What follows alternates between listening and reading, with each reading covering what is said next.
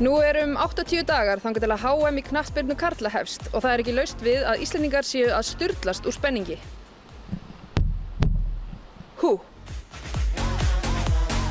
Það að fara til Rússlands? Já. Og eitthvað svona annar undirbúningur sem þið eru með? Við ætlum til dæmis að perla með krafti núna 12. Laugardaginn 12. maí. Þá ætlum við að reyna að fá alla stuðningsmenn til að mæta hérna á Laugardalsvellinum og perla, setja Íslandsmet og heimsmet í að perla og til styrktar kraft sem félag ungs fólks með krabbamein. Þarna kom. Af hverju elskið þið fótbolta svona ógeðslega mikið? Bara svo gaman að fótbolta og fótbolti okkar líf allavega hérna í KSÍ, þannig að við bara elskum hennar leik og tala nú ekki þegar svona vel gengur eins og hefur verið undanfarin misseri. Are you excited about the football tournament? Yes, I am. It's for every host country. This is both a challenge and I think a happiness to host the World Cup, because this is one of, if not the most popular sport event existing in our world.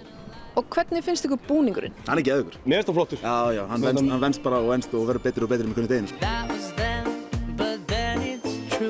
Hvað finnst þér svona full kit wankers eins og mig? Þeir eru flottastir sko. Ég vil sjá fleiri full kit wankers. What the Russians say and write about Icelandic national team is a fairy tale performance.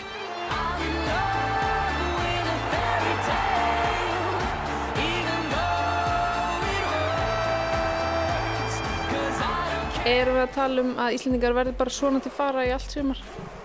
Já, það annarkvort þessi eða stuðningsmannapeysan. Ok, hún öðruvísi. Hún öðruvísi. Já, hún hún komin. Hér er hún. Ok, hún svona síðan maður. Hún meira svona svo þú getur farið í vinnuna líka. Vinnuna, sund, nefndu það. How do you say áfram Ísland in Russian? Go Iceland. Исландия вперед. Íslandia. Вперед. Period. Вперед. Или Исландия, давай, давай. Россия, Россия.